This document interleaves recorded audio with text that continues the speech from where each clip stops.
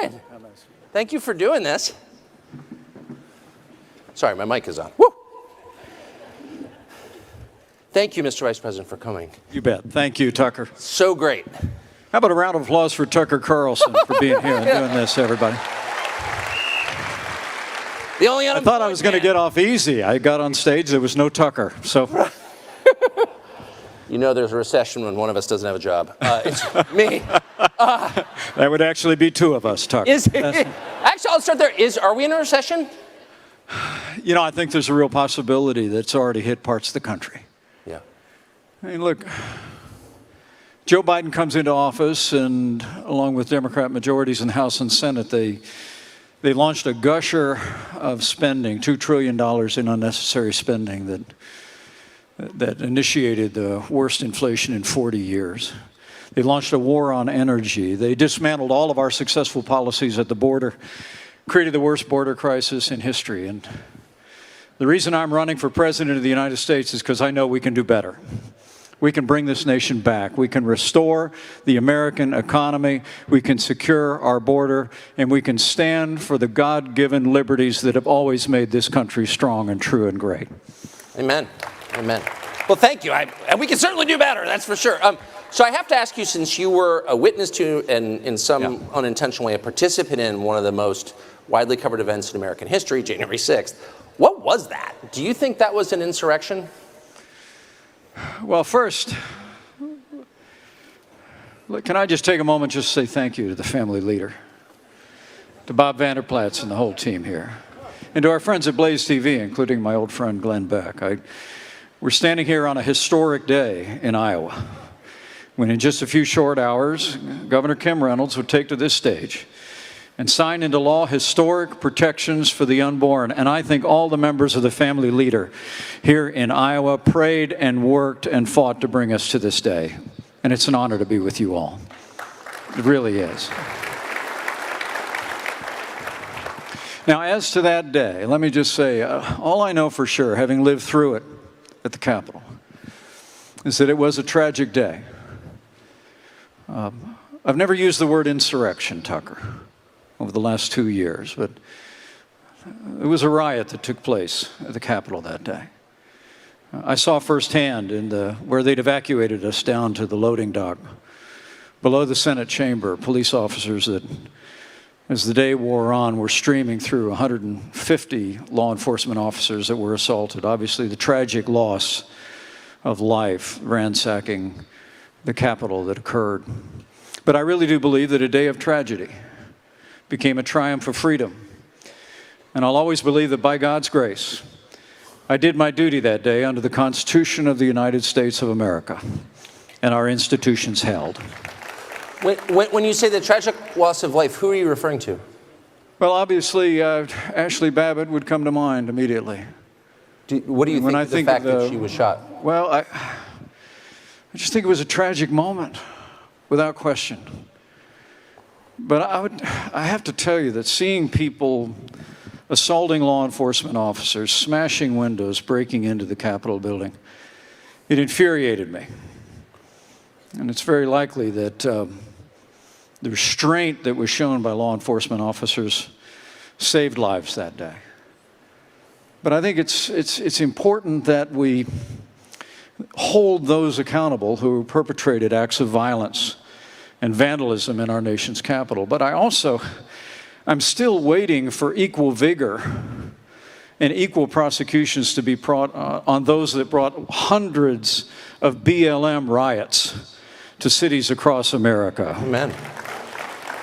I mean, the truth is, you know, we don't make progress in this country by walking away from the rule of law. We uphold the rule of law, and we apply it equally and fairly. And I think that holding those accountable that rioted at the Capitol that day is right and proper. But I also believe that people that engaged in the hundreds of riots over the summer of 2020, literally burned out, family businesses and communities, and also cost lives, must be held to account. Amen. So we spent, when the BLM riots happened and the riot in front of the White House that injured more law enforcement personnel than January 6th, we spent a lot of time talking about why those rioters were mad. They were mad about systemic racism and the death of George Floyd, et cetera.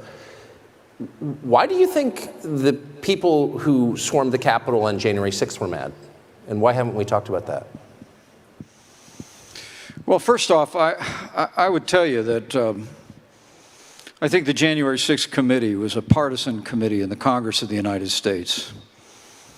And it failed its historic mission of bringing the facts forward. Yep. And I know your commitment to bringing all the facts to the American people, Tucker. And I know we're grateful for that. The truth of the matter is, as some members of the staff of the January 6th committee said after it adjourned, they spent all their time focused so much on one individual and on placing blame that they spent very little time focusing on law enforcement failures that happened that day and intelligence failures that happened that day. And I hold to the view that we can never let this happen again. We can never allow the capital of the greatest nation on earth to be subject to a riot for any purpose, for any motivation. And for that reason, we need to understand why law enforcement that day was not better equipped, better prepared, where the intelligence failures were.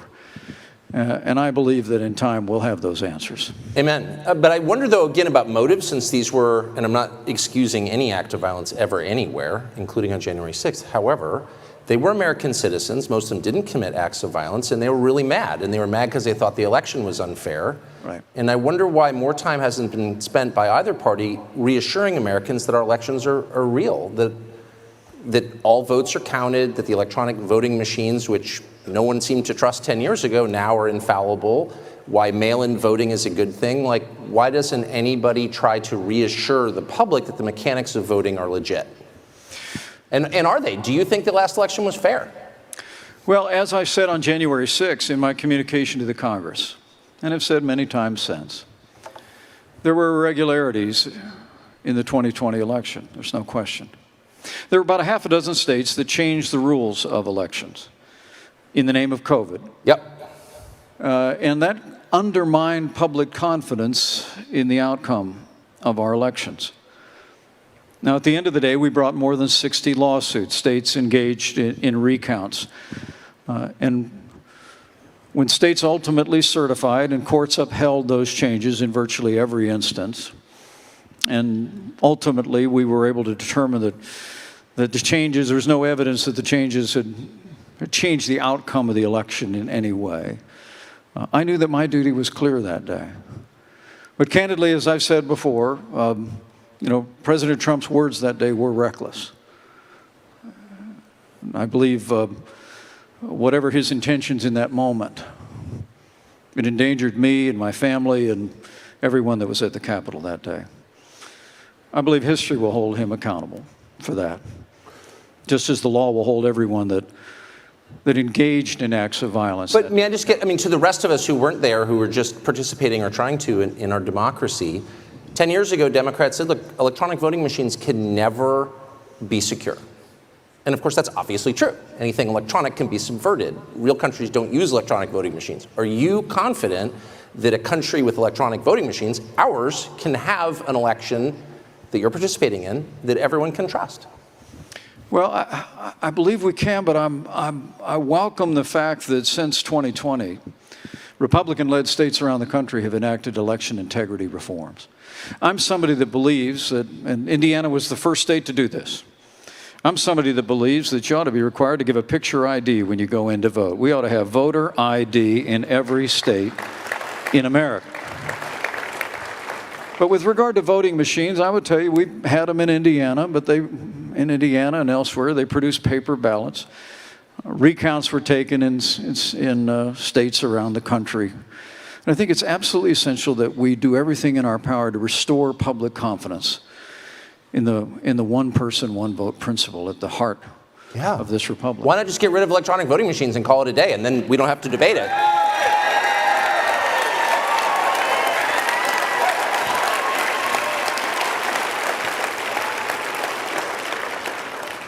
Well, I would certainly be open to that. Is there a downside? But what I believe, Tucker, is that states govern elections. states ought to conduct our elections. In fact, our founding fathers debated this at the Constitutional Convention. It was one of the reasons why I believe that my duty was very clear on that day. Despite the fact that my former running mate continues to hold the view that I had the right to overturn the election. I had no right to overturn the election. The presidency belongs to the American people and the American people alone. I had no right to reject or return votes that day. And Kamala Harris will have no right to overturn the election when we beat them in 2024. But this principle of state control of elections is absolutely vital. I mean, we've got to, one of the very first bills that Nancy Pelosi, Chuck Schumer, and Joe Biden brought to the floor of the Congress was a bill to nationalize our elections. It's what essentially brought me off the sidelines. It was the first thing I spoke publicly against after I left my role as Vice President of the United States, because you never want Washington, D.C., or any one person in Washington, D.C. deciding our elections. And the truth is that one of the ways that we've governed the integrity of our elections is by letting states like Iowa, like Indiana, every state across the country to be able to conduct our elections. So if states were interested in going to all paper ballots, I would cheer them on. If states were willing to use, with strong integrity, continue to use electronic machines, I'll cheer them on. But no state states should govern elections in America now and always. I think it seems like a good idea. It's a constitutional principle. That seems right to me. But in point of fact, no state, including ones with Republican governors, has really done anything about election integrity. They have not restored elections to what they were in, say, 1992, where you have paper ballots, you have voting on the day of the election, and you have voter ID. Like, these are super simple, but no one's done it. Why? Well, I think there's plenty of opportunity to advance election integrity reforms around the country. As long as we don't intrude on the independence of states to conduct elections and to manage their elections, there are ways the federal government could provide resources and encourage reforms. And if I'm President of the United States, I promise you, we'll fight every day to restore public confidence in the elections in this country. So you've issued thank you for that. You've issued a bunch of public statements about your views on foreign policy, which are definitely within the mainstream of Republican views, as far as I can tell. You recently met with Zelensky, according to news reports. And I'm wondering if during that meeting, as a prominent Christian leader, which you are in addition to your political views, you broached the question of his treatment of Christians within Ukraine. The Zelensky government has raided convents, arrested priests, has effectively banned a denomination, a Christian denomination, the Ukrainian Orthodox Church within Ukraine, has persecuted Christians. And I wonder if you raised that with him. I did raise the issue when we were there.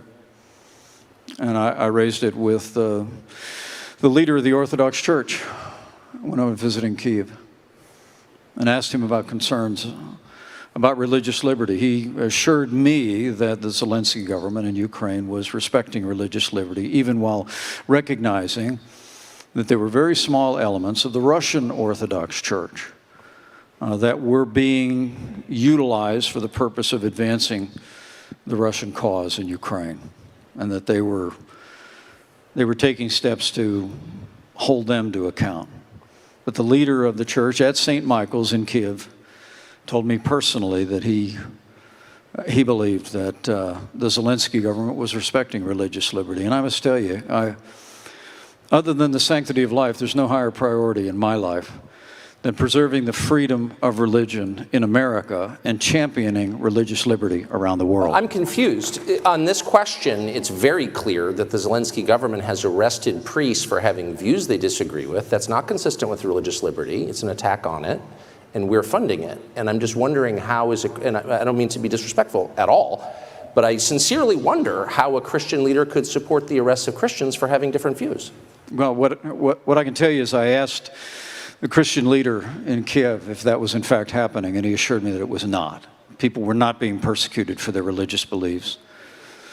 Now, he said let me take a break here. I know we disagree on this strongly, but I respect your right to your opinion on Ukraine, and I trust you'll respect mine. Look, I've been to Ukraine now twice. My wife and I traveled into Ukraine a month after the initiation of hostilities. We traveled then with a group called Samaritan's Purse, providing Christian relief to the millions of Ukrainians, women and children of every age that had to flee that country in the face of the unprovoked Russian invasion that began a year and a half ago. I did return, took an 11-hour train ride into Kyiv, also again with Samaritan's Purse. We not only met with government leaders, but we met with Christian relief workers. We're literally rebuilding homes of people in small towns, little hamlets, that a year ago were being shelled by Russian tanks, while the people in that community were just sitting in their homes. I mean, the truth is, what I saw was not just evidence of war, but I saw evil.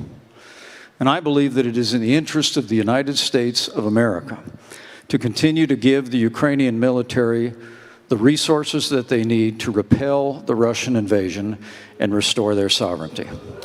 Would you, may I ask, would you be, and I believe you have a good faith position on this, and we have disagreements on it, but I want to just, I can't let you elide over the question of the treatment of Christians and I know, I heard and that would again, you be, Tucker. well, no, but hold on, would you be problem is willing, you don't accept my answer. I just told you that I asked the religious leader in Kyiv if it was happening. You asked me if I raised the issue, and I did. and I'm saying I also raised it with the incorrect. Ukrainians, and I was told that there are religious leaders who have been working with the Russian military that is murdering people by the thousands. Okay. I mean, Tucker, look. Wait, but hold on. Don't you think Let me explain to you what I think our national interest is there. I would think you would have greater concern for religious liberty in Ukraine. And I'm surprised by I told you I raised the issue of religious No, liberty. you spoke to one person who's clearly on say I one spoke to side one of it, and there are many, many news reports that are not disputed by anybody that many clergy have been arrested in Ukraine. And I'm merely saying I may not agree with their views. I'm not Russian Orthodox, but you can't arrest clergy for having different views, period. Because if you do, you violate the basic tenet of religious liberty. I want to be clear with you. I won't stand by it. I won't stand for it. If people are being persecuted for their religious beliefs, I won't stand for it.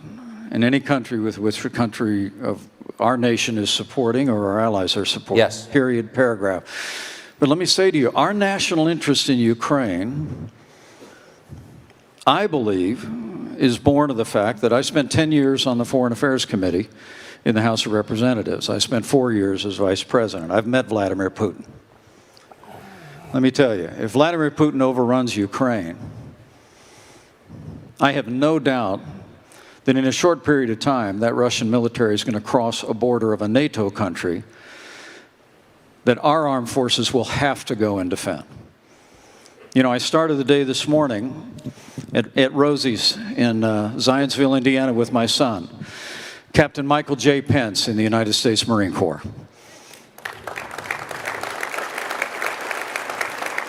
My son's a fighter pilot. My son-in-law is a Navy fighter pilot. And I'll tell you what, I never want to see American armed forces in Ukraine. I want to give the Ukrainian military what they need to fight and repel the Russian invasion. I think we need to stop them there so that our men and women in uniform are never called upon to stop that Russian military when they cross a border that we would have to defend. So you would oppose Ukraine entering NATO? Because that would, of course, immediately require us to go to war with Russia, which you oppose. You know, I said very clearly that Ukrainian entrance into NATO should depend on when the war is over. And I made that clear with President Zelensky that was my view. And what I understood in speaking with him was he understood that it needed to be conditional. If we were to allow Ukraine to join NATO today, then the obligations of the NATO treaty on mutual defense would initiate immediately, and we'd be pulled into a conflict. I don't want that to happen. But I do believe that after the war is won and over, that welcoming Ukraine into NATO, embracing them with open arms in the West, is in the interest of our security and of our nation in the long term. And let me also say, I think this fight is also about China, Tucker. I know we don't talk about that enough. I know a lot of people say, and you may hear from some other candidates in this race, that we ought to be focused on China. Well, I gave the first major speech in our administration, changing administration policy on China. We called them out. We imposed tariffs. we rebuilt our military. I mean, in a very real sense, we were tougher on China than any administration in the modern era had ever been.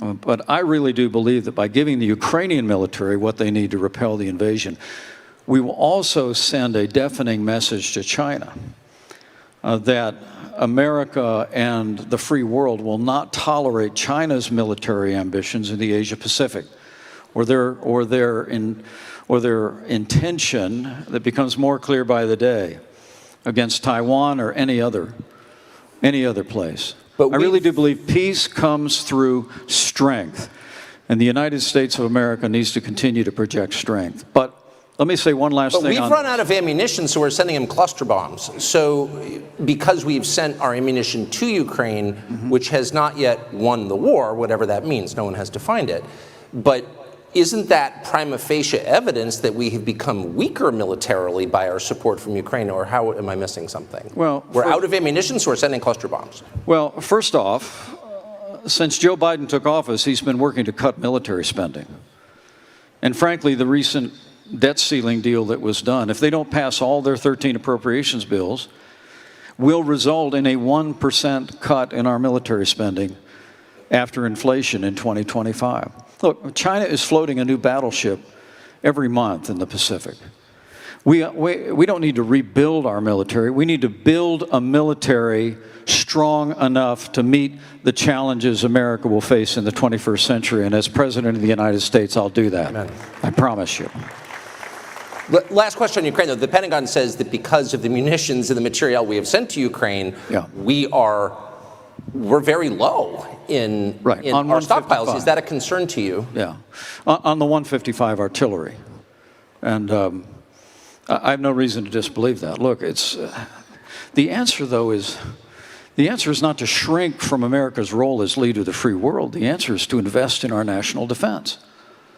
I really do believe that. Look, remember, in a year and a half, and again, we have a strong disagreement on it. Well, I'm not sure we do. That's okay. Well, that'd be great if we didn't. But let me say to you, we've made real progress there. Look, a year and a half ago, Russia had the second most powerful military in the world. Today, they have the second most powerful military in Ukraine. All right? That's progress.